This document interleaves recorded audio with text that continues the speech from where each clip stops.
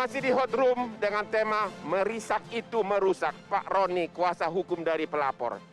Kita sebagai pengacara, kita tahu bahwa kalau ada tuduhan dibutuhkan minimum 2 alat bukti. Bagaimana Anda bisa membuktikan didorong kolam renang tahun 2012? Apakah ada bukti, ada saksi? Dicoret-coret alat kemaluannya tahun 2015. Apakah ada bukti atau saksi? Bagaimana Anda memperjuangkan klien Anda begini? Jadi yang pertama adalah kami berkeyakinan bahwa ini adalah benar-benar terjadi apa yang dialami oleh klien kami. Itu dulu. Terlepas nanti terduga terlapor itu menyangkal atau kuasa hukum untuk menyampaikan bahwa itu ada banyak yang tidak benar, itu adalah haknya mereka. Tapi bukti yang Anda miliki sekarang ini apa? Jadi sekarang gini, kami hanya berkeyakinan begini. Keyakinan? Bukan, berkeyakinan ditambah alat bukti dan saksi.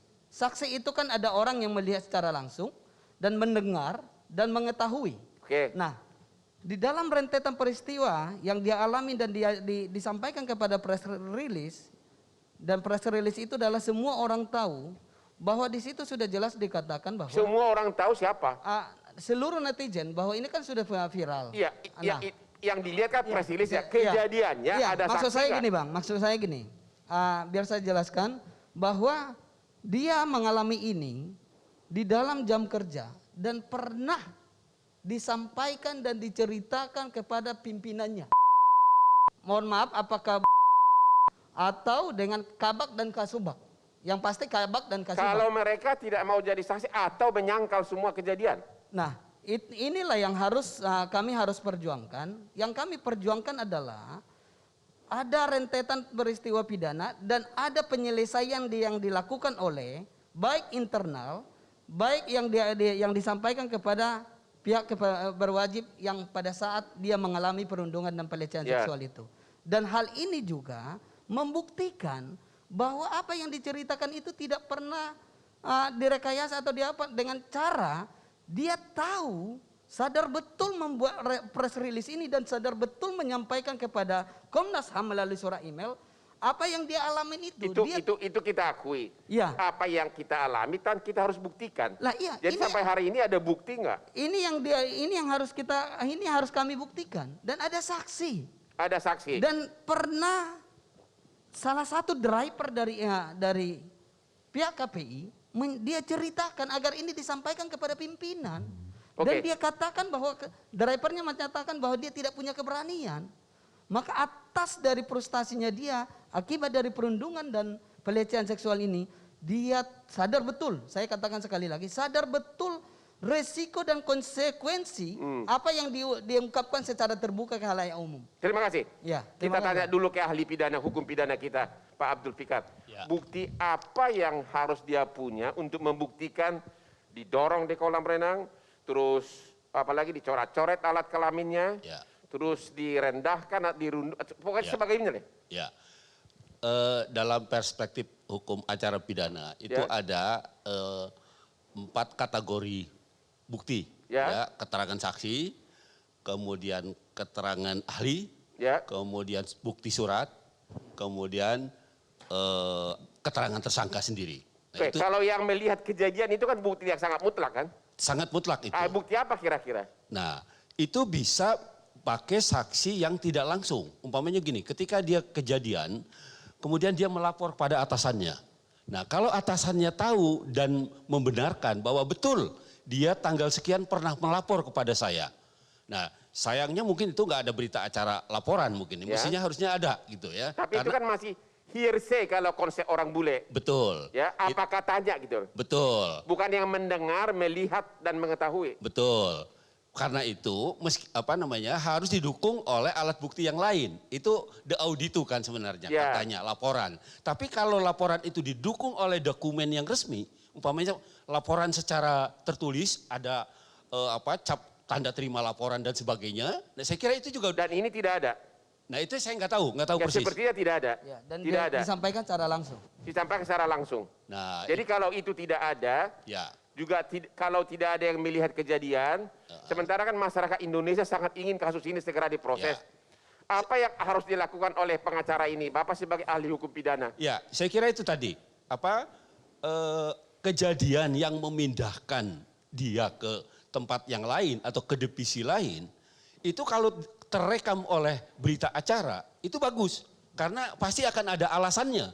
Kalau misalnya KPI demi menjaga institusi, minta misalnya ke kepala yang memindahkan itu, jangan ngomong ya, ngomong aja karena mutasi normal, mutasi resmi. Gimana itu? Nah, kan pasti ada alasannya. Ini kalau ya, bukan Ya. tuduhan ya, ini kalau. Kalau dalam bentuknya dokumen, pasti itu nggak ada alasannya dia Ini dipindah. nggak ada sama sekali katanya. Oke, Nggak ada. tapi ada keterangan itu tadi, saya bilang, ada kepala orang-orang yang dilaporkan. Berarti Anda berpendapat sangat dibutuhkan integrasi kejujuran dari pejabat yang saat itu. Betul, Oke. jadi kejujuran dari pejabat yang menerima laporan. Ya. Dialah kuncinya sebenarnya. Gimana? Bang Oman, Pak Tejo satu dulu. Bang, tambahan satu gini. Dari semenjak pemeriksaan maraton oleh baik pelapor atau klien kami korban MS, baik itu adalah terduga terlapor di Polres Jakarta Pusat, kami melihat dan bahkan ini juga berulang kali disampaikan dan bahwa kuasa hukum dari terlapor, terduga Siapa? terlapor, Pak Tegar bukan? saya tidak tahu, tapi ini menjadi pedoman kami bahwa ini juga dikritisi oleh banyak pihak. Mereka mengakui Perjelas bahwa itu dulu, adalah- karena kuasa hukumnya banyak. Ya. Masing-masing terlapor Ya. itu beda. mereka mengakui bahwa ini adalah candaan dan iseng. Berarti di sana ada perbuatan. Terlepas itu iseng dan atau Ya Pak Tegar, candaan. apa klien Anda pernah mengaku itu candaan atau iseng? Bagi Nah, pihak ini- terlapor itu adalah iseng dan candaan, Apa tapi benar? itu dilakukan berulang-ulang bagi kami adalah bukan candaan. Itu sudah merupakan perbuatan. Pengakuan begitu? Iya. Gimana Pak Tegar, klien Anda pernah nggak mengaku itu candaan? Oke, saya harus kemudian membantah beberapa statement tadi ya. Misalnya, tadi saudara, sebenarnya saya nggak mau ngomong ini sudah kita sampaikan juga ke pemeriksaan di kepolisian ya. Tapi karena ini disinggung, oke. Yang satu tadi disebut ya, jelas tadi di awal soal ungkapan padang pelit. Ya, ada dari salah satu klien yang katanya, kata si pelapor ngomongin padang pelit loh, oke. Saya harus memberi konteks pada kejadian ini. Kejadiannya begini, kejadiannya adalah si saudara MS itu masuk ruangan, kira-kira begitu ilustrasinya, karena ini kejadian udah lama, jadi belum tentu presisi juga soal ininya. Kerja mulu lu kayak orang Jawa, hitam, mohon maaf ya, itu saya merekonstruksi aja dari ini. Mohon maaf ya, lu kerja aja kayak orang Jawa, hitam. Dijawab, apaan sih lu? Dasar padang pelit, ketawa berdua. Artinya apa? Itu baru satu dan yang lain juga banyak. Artinya apa yang dilakukan kepada saudara MS ini juga melakukan balik. Bullyingnya di mana? Gitu loh. Kecuali kalau dia dalam kondisi tidak berdaya, dia papakan, tidak membalas, oke. Kemudian soal tadi misalnya nimpuk, ya. Jadi begini Bang gambarannya. Pekerjaan mereka itu depan komputer, satu orang itu megang satu stasiun TV. Dia harus mantengin dari A sampai Z, pakai headphone. Nggak dengar apa-apa di samping-sampingnya. Bagaimana cara mereka berinteraksi satu dengan yang lain? Biasanya mereka ul-ul kertas, kemudian nimpuk. Ayo ngopi. Oke, jadi itu kemudian tadi soal candaan, soal candaan lagi. Dan banyak kemudian interaksi-interaksi yang biasa saja, ya kan pada saat itu. Kenapa kemudian dibilang biasa saja? Karena saudara MS juga melakukan gitu loh. Oke, jadi artinya ada candaan kedua belah pihak. Iya. Pak Tejo gimana ini?